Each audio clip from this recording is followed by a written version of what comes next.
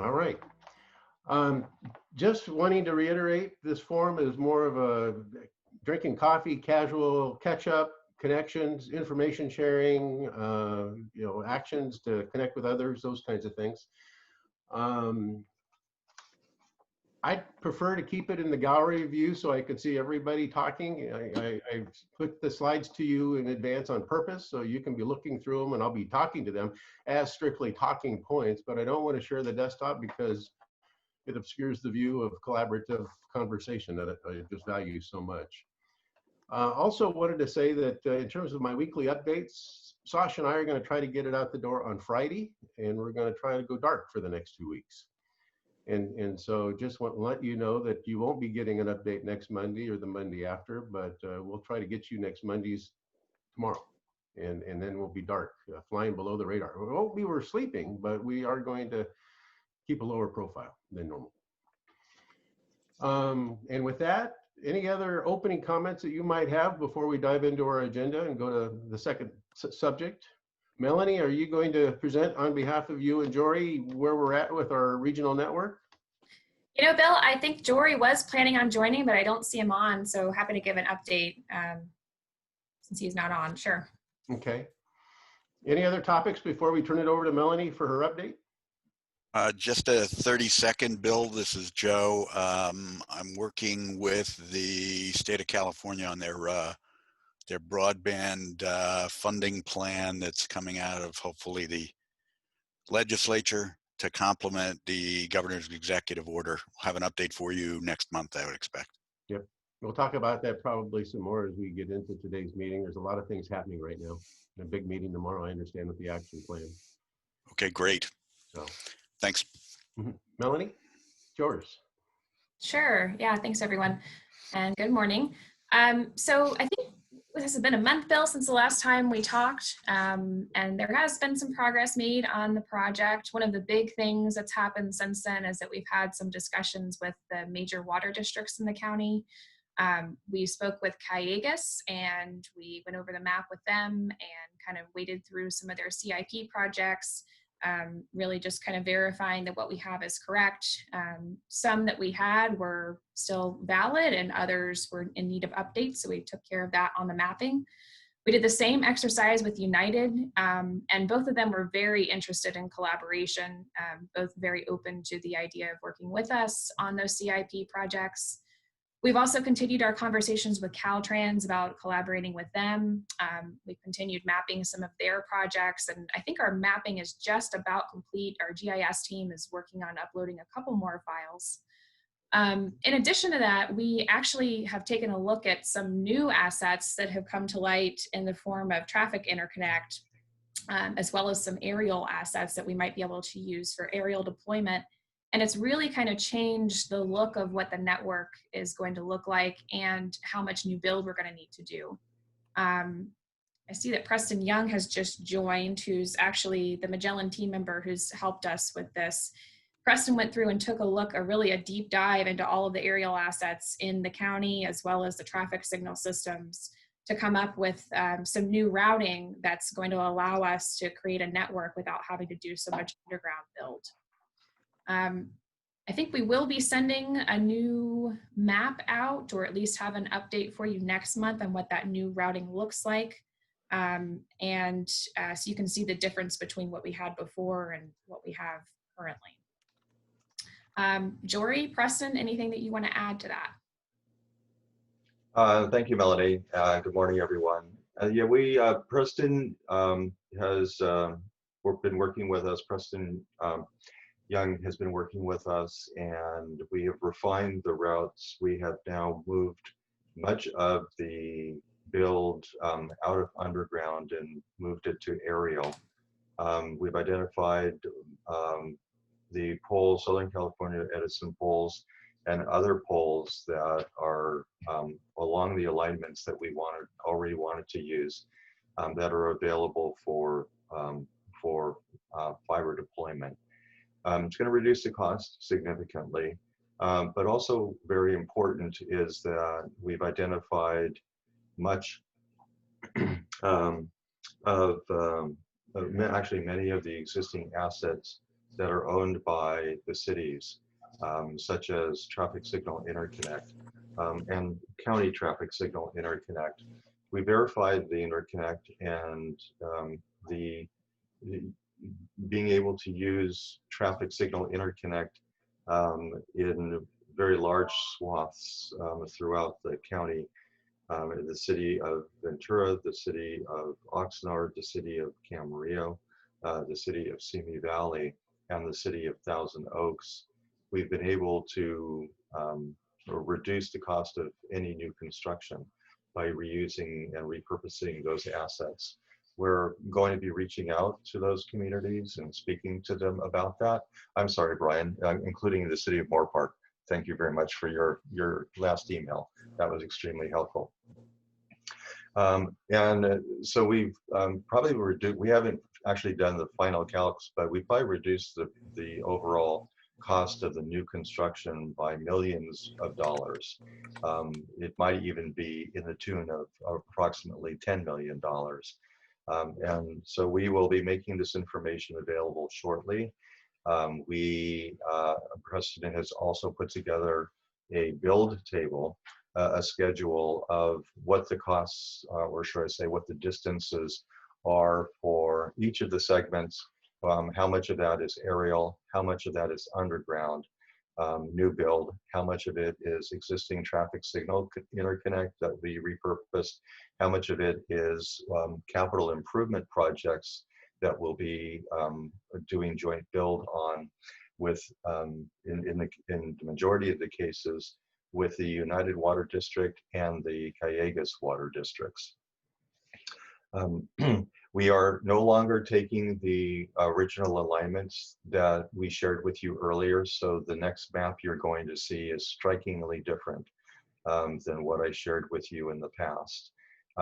Not necessarily different in what cities it connects and what county facilities and city facilities it will connect. It will still achieve the same purpose, but it's no longer following major highways and freeways, except along the 126, although there are still some options available to us that we're still talking to with letters of intent and talking to attorneys with various partners, even on the 126, so that we would not necessarily be doing all new build underground.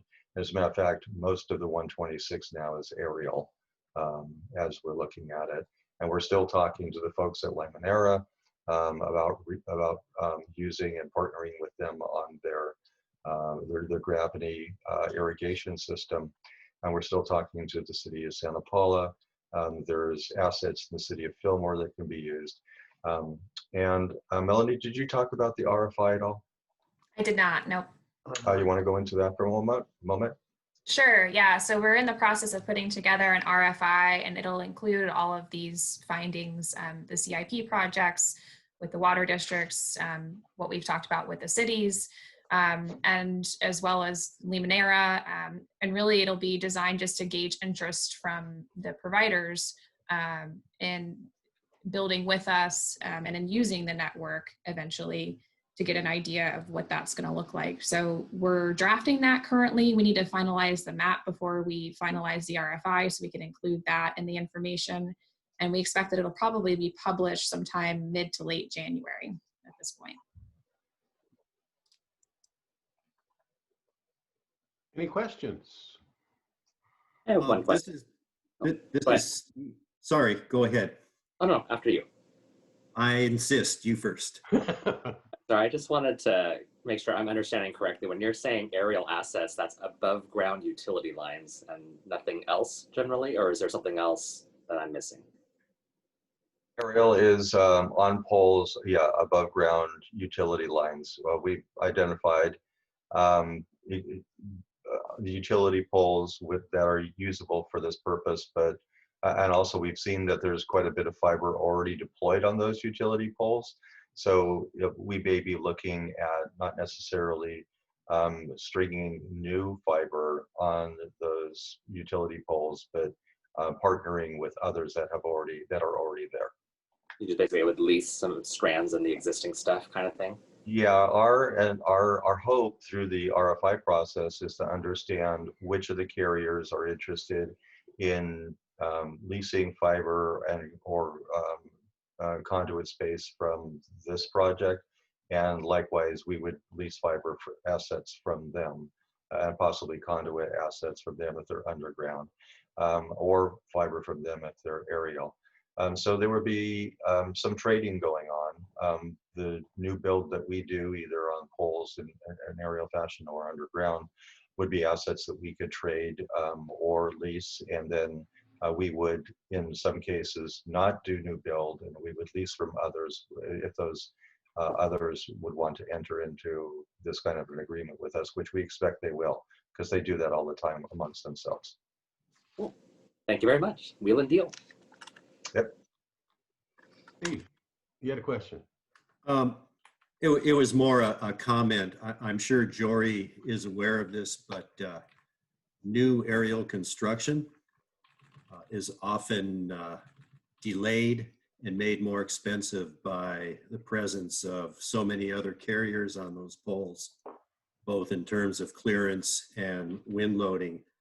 I live it every day in Santa Barbara and Ventura counties, having to come up with workarounds for aerial builds that our clients thought would be a lot quicker and a lot less expensive than underground construction. You still have a considerable savings in capital, but if you can make use of existing fiber, then you're going to save yourself all that grief. It's both a hindrance to what I do. It's also a benefit because we place a lot of new poles in temporary poles, you know, so it leads to an increase in business. And I'm sure you know that, Jory. I just wanted to throw that out there for some of the members who might not be aware. No, you bring up a very good point, Steve. And we've seen a couple of projects in one in Northern California and one very visible one in Southern California that has actually come to a grinding halt because of make-ready costs, and also the time in which it takes for the utility to complete its make-ready calculations and work. So yes, we're very aware of that. We know the pitfalls of doing aerial, but we also know the prize at the end in terms of savings. And so those will all be considered along with these partnership opportunities that we hope we'll be able to strike up with those that have already been there and have deployed on poles. Would you be attaching as a lessee on the poles, or is your entity a member of the JPA and you can purchase space? That's a good question. I have investigated joining the JPA. It's expensive, and it's a long-term commitment. And also, whenever as you know, whenever you want to do work on poles, if you're the last one in, you've got to, and you do the load calcs, and you need to remediate the pole or put up a new pole, because a lot of these poles, I'm sure, are older poles. You got to pay for everybody else to relocate their equipment off the pole during construction and back on the new pole. And you got to do all the engineering work. It's very, very expensive. So we don't take this lightly. Our estimate is it's anywhere between $18,000 to $20,000 per pole replacement. So we're taking this very seriously. And the time, like you said, I mean, Edison at times puts up that kind of discretionary pole replacement out there in terms of years. We often, if the jurisdiction will allow it, place a temporary pole, within the right of way there for attachment, but that can become messy, and some of the cities push back on that. Yeah. So we are working with the folks over at Southern California Edison, and we are getting their pole inventory data. We of course have identified the routes, but we're going to need to check the condition of all of these poles that we're considering. And hopefully we're going to have a full database from Southern California Edison. We'll know the pole number, we'll know the date in which it's installed, we'll know hopefully some elements of the condition of the pole, etc. So we're getting ourselves more informed. But you bring up several very good points. I guess maybe I can show you a little bit of something today. Bill, do I have 5 minutes? Yeah, I think it's important if you have it. Sasha, can you enable the screen sharing for Jory to put a screen up? Yes, I believe I've done it. Okay. I have the capability. Thanks, Sasha. Great. All right. So hopefully everyone can see my screen now. Can people see it? Yes? Okay, good. Thank you. As you may recall, we were along the 126 alignment, we were on the 150, we were on the 33. We were coming down from Ventura into Oxnard into Port Hueneme, out of Oxnard on Sturgis and along Pleasant Valley Road, up into Camarillo. We were actually used to be coming down the 101. We've carved out and removed this entire section of the 101. And all of this work on the 101 too, all the way down into Agoura Hills, that we were going to do with Caltrans, that is all gone. Also, the work that we were going to do on the east 118 all the way out to Moore Park, that is all gone.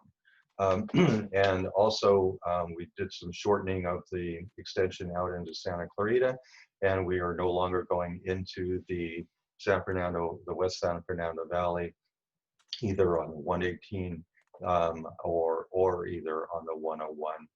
We are ending in the city of Santa Clarita for a POP connection to 1 Wilshire that they've already perfected there.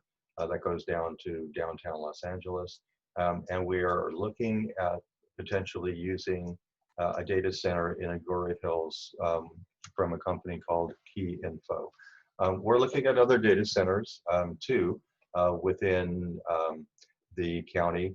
And there's some discussion about a meet me room also in a very centrally located city within the county that would enable interconnectivity for this network to the service providers networks. That will also be in the RFI, which is going to be issued to get information about the interest in using that particular publicly owned meet me room for that purpose. You'll see that everything that used to be in red, which was sort of considered underground, is no longer there. You see some underground segments. The legend here is you see in red is underground new build. What you see in dark blue is aerial, and it could be new build or it could be leasing from service providers. What you see in green here, the city of Ventura, again here in the city of Camarillo, here again in the city of Moore Park on Tierra Rajada, and here in the county of Ventura on Santa Rosa Road, and then down into the city of Thousand Oaks. These green segments are existing traffic signal interconnect that are already in the ground, conduit in the ground that we hope to be able to repurpose. These segments will need to be rehabbed because they have 90-degree stubs for copper that's currently in them. We're going to pull the copper out, and our intent would be to re-engineer the stubs in the pull boxes, install some larger pull boxes, reducing the cost so it wouldn't be a completely new build. It would be about 1/3 of the cost by re-engineering what's already existing. What you see in yellow is existing fiber in various cities, the city of Oxnard that we intend to use to be able to get to Port Hueneme, and in Oxnard that we intend to use to be able to get to Pleasant Valley Road, to be able to get onto an aerial path here to take us through interconnect to the city of Camarillo. This is a Callegas, water district project that we have verified with them that they'll be doing within the next 2 years. So we intend to do joint build with them along Santa Rosa Road here, out of the signal interconnect out of the city of Camarillo. And then you see some aerial, some new build here to be able to connect to the county traffic signal interconnect, to the city of Thousand Oaks traffic signal interconnect. You see a really nice section of existing fiber that is on these transmission poles that cuts here up from Moore Park Road to Tierra Rajada. And then thank you, Brian, for your help in understanding that you have the city of Moore Park has traffic signal interconnect along Tierra Rajada and also along Los Angeles Avenue. Something new, which has been added to the network, is this connection between the city of Moore Park and the city of Fillmore, an aerial connection with some small sections of underground new build that you see in red, and of course the aerial in blue. This provides the sole purpose really of a redundant loop here in the center of the network. And then, of course, we have aerial connections with small amounts of underground new build that you see here along the 150 and the 33. This is what we're going to be putting in the RFI, and this is what we're going to be using to attract interest from the service providers and get them to document for us through their responses where they want to join build with us, what they want to lease from us, what they're willing to lease to us so that we don't have to build this. And then also where they would want to interconnect to this network with their existing assets. Bill, back to you. That's terrific. Really, really a lot of great work's gone into this, and it's amazing how far it's come, and looking forward to the RFI. Preston Young is on this call. He's the one who actually refined this design. So if anyone has any questions of Preston, he can address them. Any questions, anybody?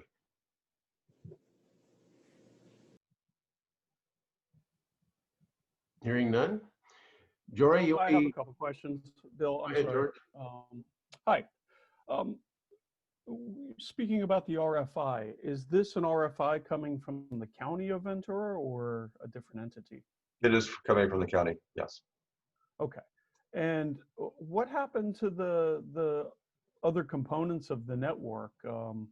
It appears to me there have been some significant modifications by comparison to what was disclosed a month or so ago. Can you share a little bit about that, please? Can you be a little bit more specific, George? Are you referring to the points on the map, like where all the facilities are that are being connected, or are you referring to segments that are no longer existing? Segments which are no longer existing, Jory. Okay, thank you. I mean, you use phrases like "that's gone," Caltrans, etc. I'm just kind of wondering. If I may, Jory, George, this is a phase one map. I mean, we have to put some boundaries on what we can accomplish with an initial ask to a funder. And so, you know, expediency, you know, in terms of whether it's in the next couple of years or the next 5 years drives what this picture looks like, as well as the total value of the network in terms of what we can ask for and get funded. And so, you know, I think Jory we started with a map that had a very big view, a large aperture, because we were collecting data. But what Jory's been driven towards is what can we stand up as quickly as possible that's functional. Am I say that okay, Jory? You did, and just to be specific, George, we didn't actually, when we say this is gone, we meant that I meant that the new build, instead of doing new construction that we thought we had to do, we're no longer doing new construction because we found assets to replace having to construct new. But also in the case of along the 101 from Camarillo all the way into Thousand Oaks, that was a Caltrans project that we were going to joint build with them. We decided that we found this other route that you see, you know, coming out of Oxnard into Camarillo, into, you know, Moore Park, along Santa Rosa Road into Moore Park going north and Thousand Oaks going south. That replaced that project on the 101. The 101 segment was very, very expensive, and who knows when Caltrans was going to get around to doing that project. So as Bill said, we did it for saving considerable amounts of money, but we also did it for expediency and for getting this done in a timely manner. Well, just by appearance wise, knowing what assets are, passing through us with the old Sprint, SP, MCI connections, AT&T, et cetera, it appears to me that that new segment that you just referred to, that creates opportunities to build more, like SONA type loops, et cetera, between the various cities, whether it's for business or government. So it's kind of interesting just to see that network diversity. Yes, good point, George, that you bring up. It will do just that and actually more, because it actually gets us closer to and actually gives more significance in the event that we were to have some sort of a meet me room, let's say in the city of Moore Park. Interesting. So is Caltrans still going to move forward with their own builds separate from? Yes, and we have not dismissed those. That's right. We haven't dismissed them entirely. We've just found some workarounds so that we don't have to wait for them. But they're still on the list, and many of them, there are 4 of them, and 3 of them are still on our list to consider. The one on the 101, I believe, we might do later on if we've got lots of money that we're making from this network, and we have opportunities. But as you see, it's no longer needed.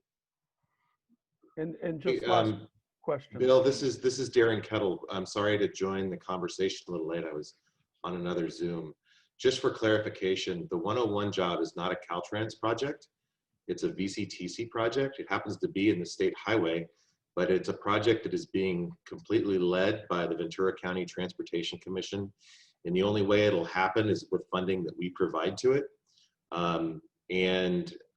So I would expect as that project moves forward, and as Jory said, it is going to take us a long time before that project is funded for construction. That is a true statement. But it's not Caltrans doing it, it's us. And I would expect though, when we do it, when the project moves forward, we would make sure that we had conduit to allow for whatever opportunities might come about as it relates to broadband. But having a workaround that can happen sooner, it makes all the sense in the world, given what I know about how long it'll take for the 101 project to move forward.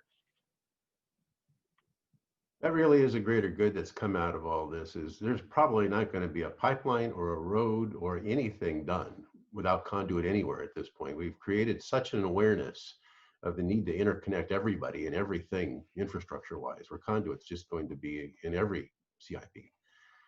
And that's terrific. The process of forming, storming, norming, and performing, I mean, we're quite a bit ahead of the folks up north, and you know, it's really fascinating because they're struggling with trying to get a picture of what you just saw, and they're trying to apply for a design and engineering one, and they're asking the question, well, what are we going to design and engineer?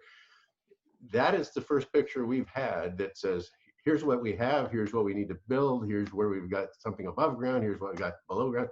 We're now ready to put that kind of bid together. We're not there up north yet. And that's a considerable issue with what they're trying to do to go out and do some fundraising. And so we've really, this is the other piece of this is very interesting is there's a G word we're going to be talking about quite a bit this next year, and that's called governance. How do you provide oversight to this network? And you really need a picture of it first before you know who the stakeholders are, how it's going to come together, who's going to be involved in, and that's going to evolve as time passes. You start with your initial stakeholders, but then we're going to continue to evolve it as it continues to grow and get and expand. And so, but at least we have a starting point, which is something we hadn't had before. And thank you, Bill. I just want to say real quick. And so from that, because we now have good distances for aerial, for joint build, for rehab of traffic signal conduit, and for new underground. Preston's been able to put together a build table, and we'll be able to, so he's been able to calculate the number of feet for each of these segments based upon the type of build that it is, aerial, underground, rehab, etc., joint build. And we know the distances in front of this will be able to do very, very informative costing on what these segments will cost. And that's going to help with our grant application process. If I may, real quick. Christopher Since Moore. the mechanisms have changed, Yeah. has the expectation of speed and delivery changed, or is that still consistent? And what is it at this point? Up and down. I'm sorry, Greg, you were cutting out. I think I heard you say mechanism of delivery. Do you mean governance? So who's going to own and operate the network, or? No, I'm sorry. As far as up and down delivery rates, speeds, has anything changed because the mechanisms have changed? No, this is going to be a 10 gigabit network with scalability to 100 gig backbone. It's going to start at 10 with scalability to 100. Chris, you had a comment? Yeah, I have a quick question for Jory about, because I know we have an open proceeding and we just had a scoping memo out on our regarding pole access and utility pole access and data. I want to see, are you guys engaged in that? You aware? Yeah, you are. Okay. We are. Yeah, we're working with Mike and his group over, Mike Minkus, Okay. and his group over at the CPUC. Okay, great. And as a matter of fact, yeah, they're very interested in this project and a number of other projects going on in Northern California and in Southern California that we're working on. Okay, thank you, Jory. Thank you, Melanie. And thank you, Bill, and everyone. Yep, thank you, Preston, for pushing on all this stuff. And so let's continue the discussion. I wanted to jump into RDOF real quickly. That was the whole idea of the RDOF is the Rural Digital Opportunity Fund. The big news out this last week was the award of some 150 companies involved with that. We'll be putting information out tomorrow of the FCC publications of the letters, the awards. 9 point some odd billion number of local folks got it in terms of folks that support us. I will say that there's still what you would call a silent period. It was through the whole process. It was designed where you couldn't have much talk about it, and that period continues. They had short forms, and then they had awards, and now they get into a period of long forms and negotiation. And it's not over until it's over, and it's not going to be over for a little while. But the fact that the awards were made, there is a website that we'll pass out that the CPUC put together that talks about the federal funding, and you can click in and see which parcels have been awarded to who. And so hopefully we'll get maps as time goes on that aggregates that much better, where we can put layers in terms of seeing who's going to be covering what broad areas. But right now, if you want to get into a particular census block like Cuyama, for example, you can click into that neighborhood and see who has gotten the award for that from the FCC to go in and do that. Now, this is just a federal thing that's going on. There's all kinds of other overlays that are going to occur in the conversation and the planning and the mapping for all of this. CPUC has published what they call, I believe it's a kickstart method. Then you'll look at the CPUC map and you'll see certain areas that if you've picked up those awards, funds will be available to help, in terms of execute that and accelerate it and to make it, to the telecoms. And so there was a memo put out this last week where they talked about the 54 applications that were submitted this last year to CPUC. And of those, staff has recommended some $32 million in funding, which leaves about $100 million in this Kickstart fund. And so, it's going to move out as we get into the first quarter of this next year. And not only will we be seeing the award of the applications that were put in this last year, but we'll also be seeing the awards of these RDOF funds. And I know that, for example, Kyle was one of the companies that got an award, as was Charter, as was Frontier, as was GeoLinks in terms of locals. And there's a few other companies that are going to be in our neighborhood that I'm not aware of, but we'll get to meet probably as time goes on. So any questions about RDOF? Exciting times. And I was really surprised and pleased that we got the awards as a Christmas present. Something to continue to watch. More details and specifics to follow in tomorrow's email newsletter coming out to you. Wanted to also touch on the adoption account that CPUC has and the funds that are available through that. One particular area that I want to talk about is what the Ventura County Libraries have been thinking about, and that is mobile career centers and libraries to go out into certain neighborhoods and do digital literacy training. They provided me with a scope of work, and I sent it up north and gotten a read on it, and it got a good green light. Yeah, these are the kinds of programs they're interested in funding, and so the libraries are moving forward and putting together applications for that, and that's exciting. Greg Hayward has got another concept that he can brief you on and take a few minutes, and hopefully that as it comes together, we'll be able to submit it as well for some funding. And Greg, why don't you share your concept of what you're thinking about? Very good. Thank you for the opportunity, Bill. Sorry if my connection is rough. It's kind of ironic, of course. BroadShare came about because of my experience with the consortia. We had very good coverage rates, and yet you read headlines like 1 in 4 children doesn't have access to broadband.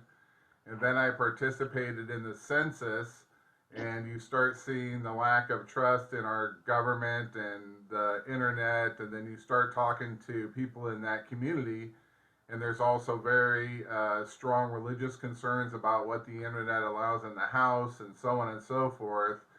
And you see that there's a lot of people in between the layers, and just making broadband available is great. But if we don't make it accessible and ubiquitous, especially to our children, we're going to leave them behind. And as our homeless populations grow, the need to be able to connect, to do your schoolwork, to stay engaged, to stay enrolled is becoming more and more critical. So BroadShare's goal is to bring ubiquitous, free, high-speed internet to children that can only access a sequestered data pool per their grade, and we'll work with the school districts about where we get that data from and how it's accessed and those kind of things. But it's going to have no registration component. The schools will either pre-register the MacBooks or whatever devices they're giving out, or we'll send out a text message to all the children that they can log in through. So like clean air and clean water, broadband is something that's essential to the health of our communities and especially our children during these trying times. Any questions? Greg, one of the things I was so impressed with yesterday was the fact that as the emails were flying around that Kansas City, Missouri was taking an active interest in your solution as well. Kansas City, Missouri, it's a Google community, Google Fiber. We had them as a best practice at a forum of our own a couple of years ago. And, imitation is the most sincere form of flattery. If they're interested in the direction that you're going, that we're going, that's a good thing. And so I just think that's terrific. And so. Well, I appreciate that very much. We're fortunate to be in a very good ecosystem, and there's two gentlemen, Kevin and Carrie Shee, who have really reinvented LP-WAN, SD-WAN, and are backed by Semtech. They're on Semtech's homepage right now, as a matter of fact. And working with them is how we figured out that we could glean broadband from contributing sources. So Starbucks, Dunkin' Donuts, McDonald's, oh, I'm hungry now, would all contribute their broadband. And, you know, we would take an analysis of the load, and we would never go over whatever 80% or some, you know, indexed amount, and be able to shoot that back to the school that then could shoot it out to wherever we had our hotspots deployed. So we're looking to bring on the anchor institutions, boys and girls clubs, anybody that can really benefit from having a sticker on their door that says I'm supporting the cause, and, you know, something on their website as well for the goodwill aspect of it. It's an exciting innovation, and it's going to be very disruptive as this whole time is with technology. And so it's cool. The really unique thing about it, the idea of getting this, the CPUC funding talks about an 85% match for 15%. If we can take that 15% and improve the technology, prove the approach, vet the thing, and then use CPUC support for scalability, that would be a win-win. I mean, it would really be coming up with a great solution that works, and then scaling it so it can go from, you know, the pilot to a full regional implementation. So that's the plan, and we'll want to work with CPUC in partnership through this all as it unfolds. Another piece that I'll mention, you know, related to this is you'll be seeing in the weekly newsletters mentions of the Coastal Trident Antex exercises that occur in the winter and spring, and the planning for all of that. These are technology exercises, and we're looking to couple smart city technologies in that. And so the timeline that Greg's working towards is how can we do demonstrations where come April, May, we can show that it's working, how it works, and do this not only with this technology, but others as well. And so the spirit of regional collaboration is alive and well, and this regional pipeline for new technology innovation is becoming real. So it's going to be an exciting 2021. Absolutely, and we're grateful to have the support of the consortia, the EDC, and the VCCF at this point. So we'll be looking to really develop and embrace those efforts and try to make this thing real as soon as possible. Questions for Greg? Moving on to the next slide, I wanted to give you a little bit of update related to the smart city discussions and where that's going. We've learned a lot, and we're going to be wanting to roll out a transformational message, if you will, after the first of the year of what this is looking like and how we're wanting to deploy it. One of the whole point of the transformational message is to shift the conversation. And if you look at the slide that I've got, I've kind of summarized some of the lessons learned. The one thing is people keep asking, who's our audience? And I think what we've learned is, number one, we want the audience to be people interested in the consortia. You know, this is who we are, what we do, what we believe, what we're trying to accomplish. And so if you hear it, if it resonates, join us, you know. And what do those people look like? Well, they tend to be innovators. They tend to be early adopters. There's this whole curve that's on slide 5 that talks about how technology is deployed. And you know, I tend to have a personality where I fit in somewhere in the early majority. I'm not necessarily an early adopter. It takes me a while to get the apps on my iPhone. I'm certainly not the innovator. I'm not the Greg Haywards that are somewhat of a mad scientist, a genius kind of guy, you know. But at the same time, you know, I'm there, you know, with my broom, trying to organize everything and get it going and manage the chaos that's part of innovation in a good way. And so we really are wanting to find those people that are willing to blaze the new trails, to take things like Greg talks about and deploy them region-wide, and come up with the new ideas that are going to be breakthroughs. And that is going to be our audience when we talk about smart cities, because some people may never see the kinds of things we're talking about just because that's not of an interest to them at this point.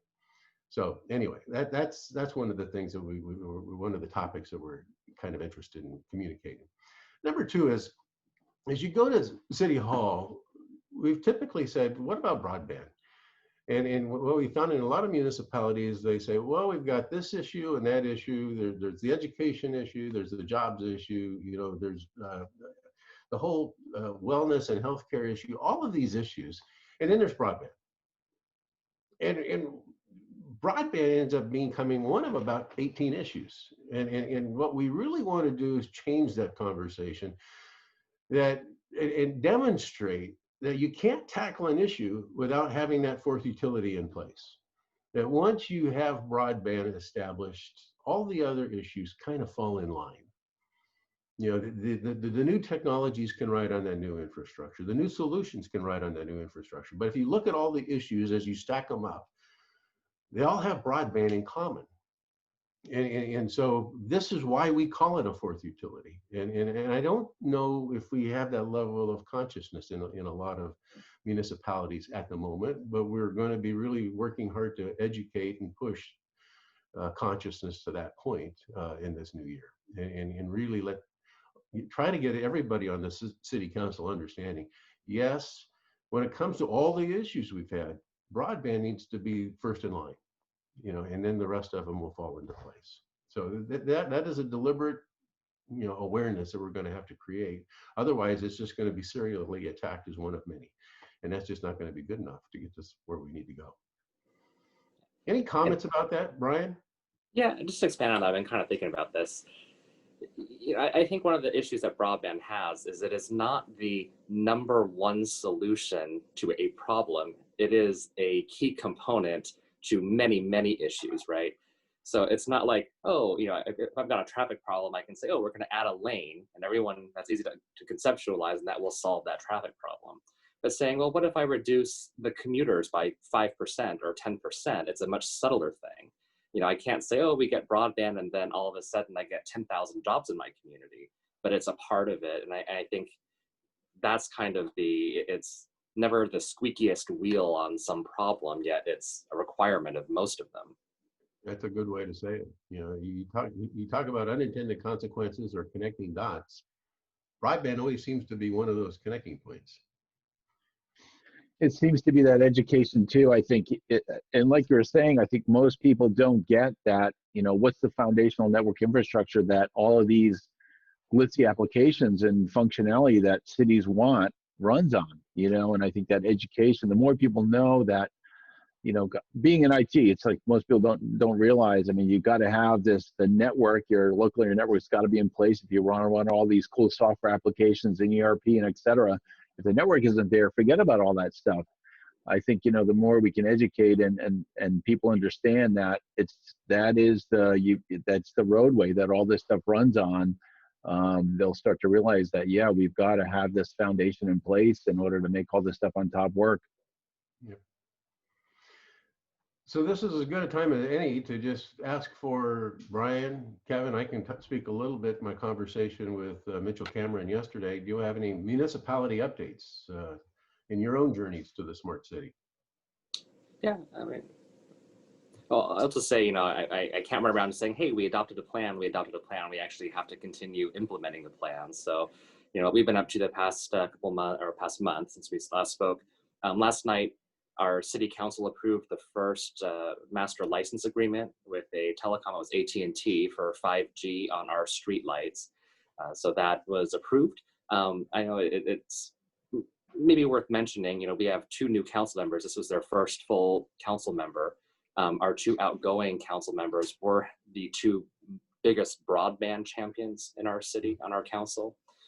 We did not expect there to be a change in course, and there wasn't, but it's nice that we can say, okay, no, cruise through 5-0, no problem. So we've still got the political support here that we enjoy in Moore Park. Then secondly, you know, we're looking at scoping our Meet Me room and putting that into our library. And actually tomorrow we have a call between the Magellan team and our library architect, who's saying, you know, I got this rectangle here and I presume you need some power and some insulation, and, you know, we're drawing this up. So we're doing that tomorrow and making our way actually doing what we were told to do in our strategic plan. Brian, wanted to thank you as well for being our first guinea pig on our podcast. It appreciated you being the first in line, and I did a third one last night. So previews of coming attractions. And no, thank you, Bill. I'll share with the group. My mom watched the YouTube video and she didn't say anything. Oh, good job, Brian. She said, that Bill guy is a really good interviewer. Like, thanks, Mom. It helps to share the questions in advance. Kevin, do you have an update from Oxnard?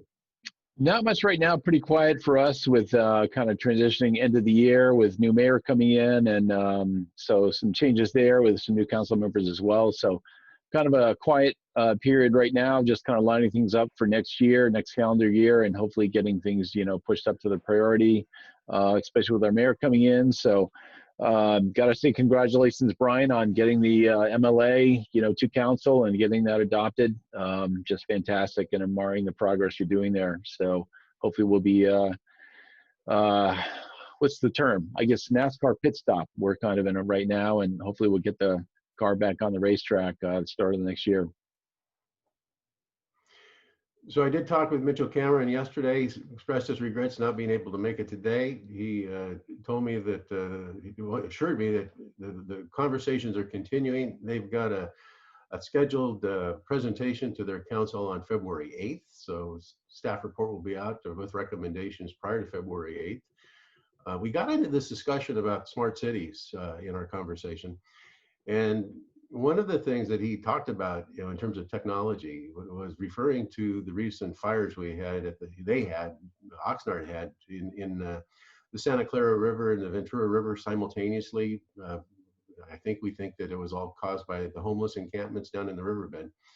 But what kind of smart technologies would be involved to maybe keep an eye on things, you know, to see where there are risks, perhaps try to jump in and, you know, and see something happening. And so I remembered that we did have some technologies we were looking at a couple of years ago through the Coastal Triton Antics exercises. And Kevin, I think you sent an email this morning that the city of Oxnard's been looking at those kinds of things. There's a golden opportunity here for, you know, really when you talk about fires and technology and sensing.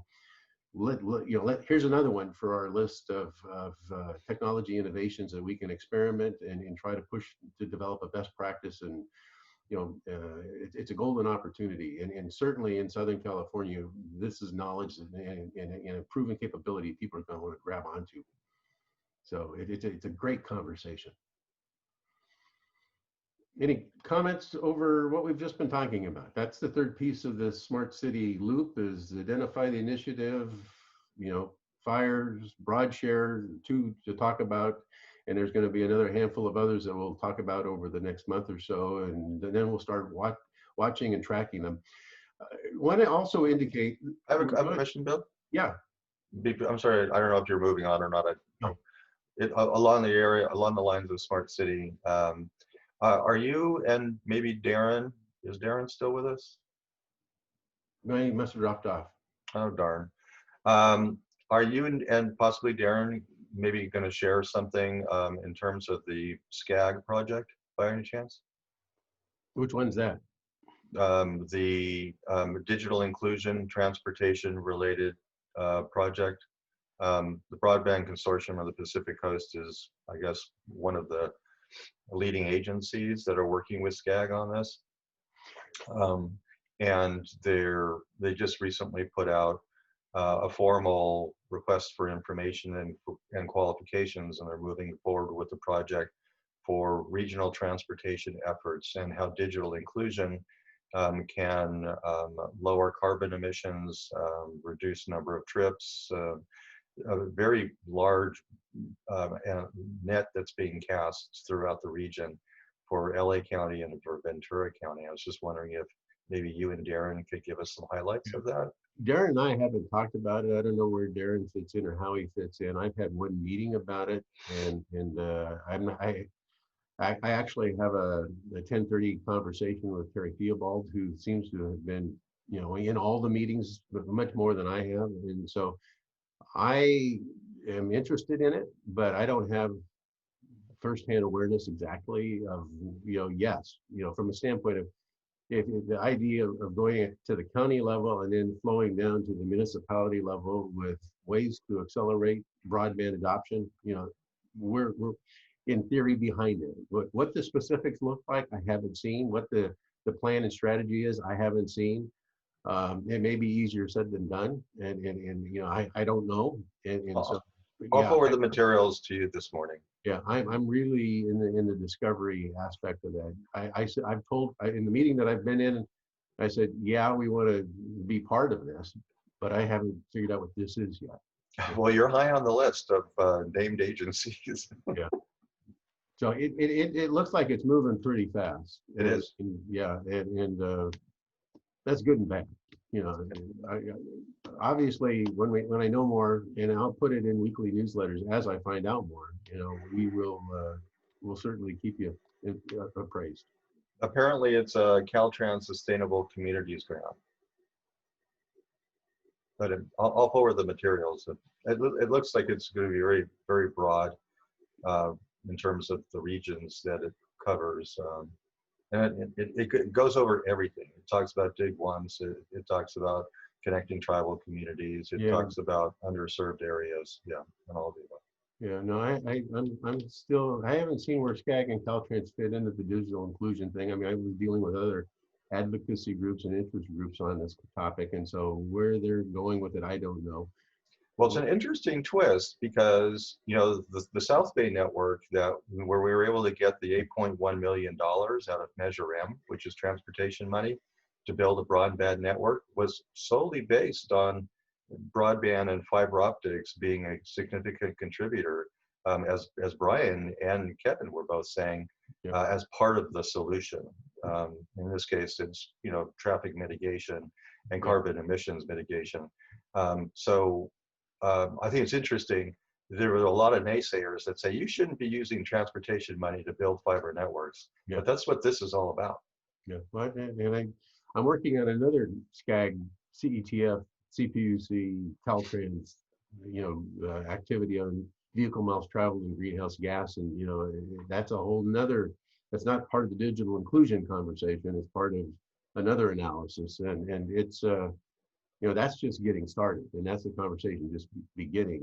And yet the digital inclusion one, other than I put an email out 2 days ago saying, when are the meetings occurring? Where do I show up? I need to figure this out. And so hopefully Terry can help share that information and we can be tackling it together. Yeah, great. All right, thanks, Bill. I'm another just horse before the cart thing on there too.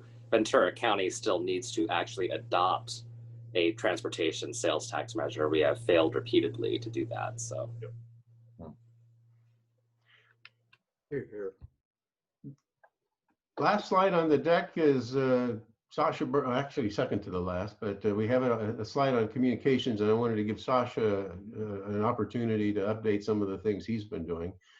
So Sasha, you want to talk to some of the things you wanted to share about all the work that you've been doing in helping me, but also pushing us forward in some very visible ways? Yeah, absolutely. Thank you, Bill. I just wanted to touch on a couple things. First off, the social media. I'm not sure how many people have been following along. I can see certain statistics. I see Brian raising his hand. But it looks pretty good. It looks like our most successful areas are Facebook, Instagram, and LinkedIn. I knew it was going to turn out that way. Twitter's very hard, and we have little to no activity in that area. But Instagram's up by about 60% following. Most of it is natural. It's about 95% natural. So people are discovering it, interacting to some degree. LinkedIn we're slowly growing LinkedIn. I think that's going to be a strong place to try to target and try to interact with people. So I'm working on developing more connections in that area. Next, Bill already mentioned it, but Broadband Connect. I'd just like to take a second and see by either raise of hands or if anyone wants to jump in. Are there any comments or has anybody been following along with those videos? I think Brian Chong did an exceptional job. I think that we should have a friendly competition for donuts because I am ahead in the views, 55 to 43 approximately since about 6 seconds ago. So thank you. All right. I'll turn it around. I think Greg did a fantastic job, and he used a catchphrase in his. He said, "What we're trying to do is to get from the Flintstones to the Jetsons." And I thought that's very apropos. Thank you, Brian. You're always generous. You would expect that from somebody in orbit. Hey, Sasha, I have a quick question. After the agenda got posted and I was digging through it, I tried to find you guys on LinkedIn, and I am struggling to. So is there something that I'm not looking up correctly? Maybe that's maybe a factor on the growth that you're still trying to achieve. I can look into it. It should just be, if you type in Broadband Consortium Pacific Coast, it should pop up as one of the top searches when I do it through my personal. I just see a great picture of Bill when I type that in. Weird. It comes up for me. Yeah, I just found it just connected too. But the Broadband Connect conversations, are those posted on the BCPC website? Not currently. They're currently going up on YouTube. We're trying to find maybe a better place for all of us to go to find them all listed off. But right now they're just on YouTube. It's a pretty good spot to just kind of watch them all in order if it's not something that you want to watch on a weekly or monthly basis. So you can go there and catch up on what you missed, and we'll be posting a lot more there. And for now, we'll try to figure out a way to keep updating everyone to go to those links on YouTube. So that's a good point. I think we'll need to be more vocal about when it's up and when to go and check it out.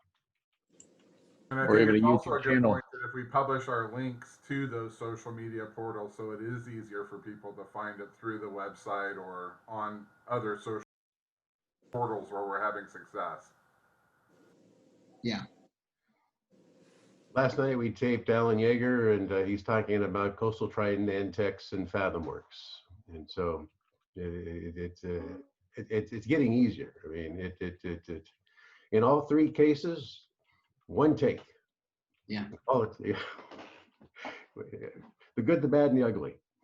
So, all right. Anything else, Sasha? Other than that, two last quick things to touch on is we have a new BCPC brochure that's going to be coming up here, hopefully by next week or so. And that'll just have some more new info, some graphics, some contact info, little bit about us, stories, goals, and the highlight for you guys will be a calendar on the back page, which we will hopefully have sorted out real soon.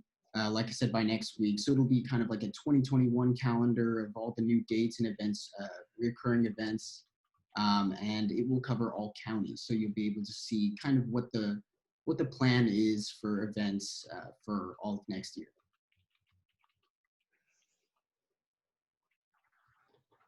Okay.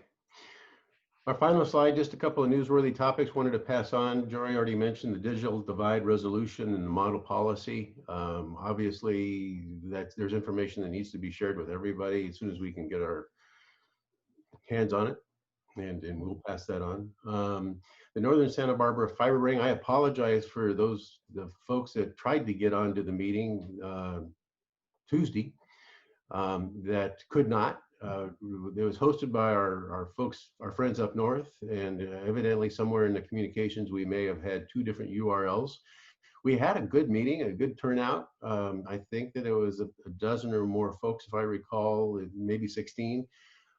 Good turnout from Guadalupe, city of Lompoc, and a few other places.